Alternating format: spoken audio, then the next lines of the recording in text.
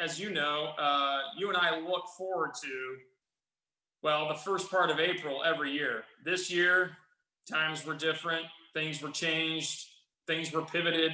Certainly, Augusta National had to pivot. The Masters is no longer in April this year. I look forward to next spring probably as much as you do too. But you know what? They're going to try their best. We're going to try to play in early November, which is fantastic. I mean, anytime you can go to Augusta National, it's great, let alone the Masters tournament. So you're a three-time Masters champion. You've put that green jacket on 3 different times on Sunday evening. I don't want to give you the most general question here, but is there a story or two that just kind of you go back to and you're like, I will never forget that? Yes, it's interesting. You know, Zach, to win the Masters 3 times is you've got to be blessed. It's a divine gift as far as I'm concerned. That's my personal opinion. But the worst thing about Augusta, I was second 3 times. And only your wife and your dog know about it, unfortunately. But the thing is, it's been so exciting for me to go to Augusta. And particularly one year that I'll never forget, the fairways were very long and the greens were very hard. And Jack and Arnold said, look, why don't you go and see Clifford Roberts and tell him to cut the fairways? Well, you had to know Clifford Roberts. He was a very dour man, but I liked him very much. So I made an appointment. I walked into his office and I said, now, Mr. Roberts, he says, what can I do for your son? I said, Mr. Roberts, I've come to ask you a question. I want to know if you can please, on behalf of Arnold and I, cut the fairways shorter so we can spin the ball to the greens.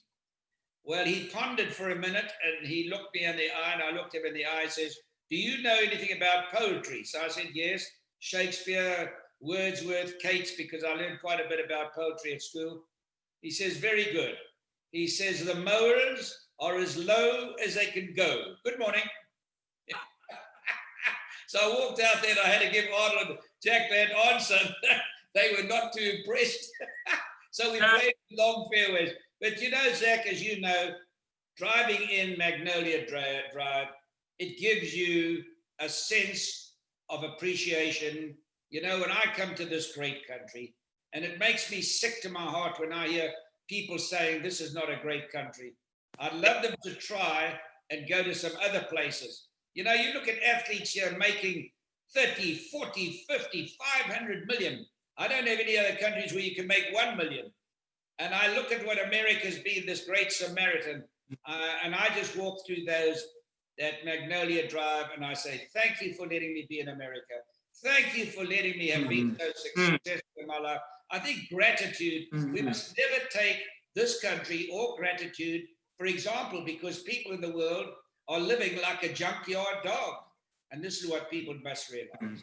Yeah, no, you said it. I mean, you know, one of the things in my family that we try to tell our kids, and certainly my wife and I are, you know, hold each other accountable for is, and it's not easy all the time just because of life, but that attitude of gratitude. You said it. I mean, every morning, have an attitude of gratitude. You're waking up, you're in a great country with phenomenal freedoms and liberties and things of that nature that we could get into. But man, I mean, the bottom line is there's a lot of just pure evil and chaos in this world. And we live in this country that allows us to have freedoms that many do not. And I can, you know, specifically talk about myself. I mean, I am still able to go work and play this game of golf as my job. I mean, that's just crazy. I mean, if you would have told me that 20 some years ago, whether I was in college or, you know, a late teenager or whatever, I would have said, you're crazy. I mean, it was a dream, but that's the beauty of this country. That's the beauty of the game. If you work hard, you put your sweat in the dirt, as they say, you grind at it, you surround yourself with good people, man. I mean, your dreams can come true. And whether it's a, you know, just, you know, innate ability or in my case, being around great people and the hard work ethic that my parents gave me, a great country to allow me to go pursue the game, whatever it may be. I am very grateful. I'm trying to keep that attitude of gratitude every day. Great advice, Gary. I appreciate you bringing that up. Yeah, Very good. it's such a phenomenal game. It has longevity like no other sport does, and you're going to find more sportsmen and sportswomen coming into golf. And we're in our infancy now, and that's why the USGA and the RNA and the PGA have really got to have vision now, because what is going to happen? The first hole at Augusta is 454 yards long. There are people in the game right now that can drive the green right now. The long driving competitions are 468. And we haven't seen big people come into this game yet. So we got to have great vision to keep the game going the way we love it. And you can't make golf courses longer because we're running out of good water in the world. Fertilization can destroy ground if you use too much. All these machines are exorbitant, the price, and we're running out of ground. I mean, you just can't be using that ground anymore. We've got to be very careful on how we go about the game now. And obviously, Yeah. I've battled with the RNA, who I admire so much, that there are two different games with amateurs and pros, and they are reluctant to believe that. But wait until you go and see DeChambeau hit the ball and some of the guys, and you'll realize that there are two different games. Like in tennis, there are two different games. But anyway, golf is an incredible game for a young man. It keeps you humble. It keeps you being on time. I was only late once in 70 years of playing golf. I was 2 seconds late and got a 2-shot penalty. I didn't believe I could beat 2 seconds. We went back and looked at that Rolex clock. There it was, 2 seconds late. I marked my scorecard wrong 3 times in my life, and I check and check and check, and I was still made the wrong mistake. Look at Roberto Di Vincenzo.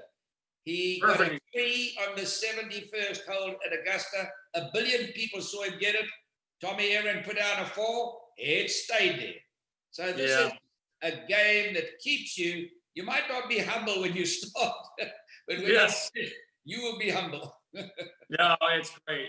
The lessons of this game, oh my gosh, they're lessons of life. I mean, you said it, you know, and I'm appreciative that there's a number of organizations now, both local and international and global, that are really trying to utilize those lessons, those ideals, those values for kids, whether you're talking about the First Tee or some of these other charitable foundations that utilize golf for the right reasons. I think you said it best. And you know it. I mean, the USGA, the RNA, the PGA of America, the PGA Tour, they're trying to promote the proper things of the game.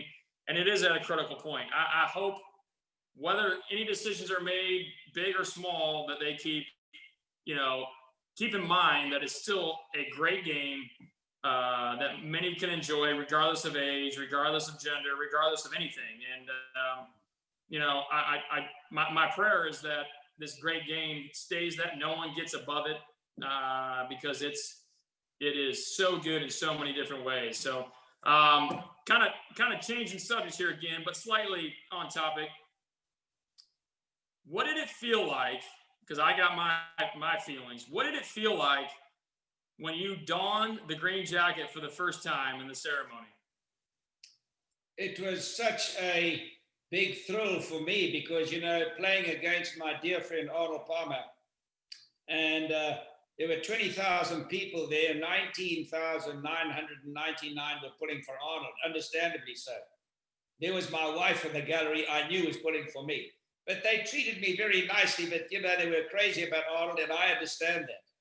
And to go ahead and win that and have him, who I admired so much, put the jacket on me, and that meant I now had 2 legs in for the Grand Slam, which is something. I always had ambitions. I wanted to win the Grand Slam on the regular tour and the senior tour, and I'm very proud to say I'm the only man on the planet that's ever done that. And so there again, it's a divine gift. So it's something you never forget. If you win a club championship at a golf club, whether you win $1 in a private match or Augusta, it's a big thrill.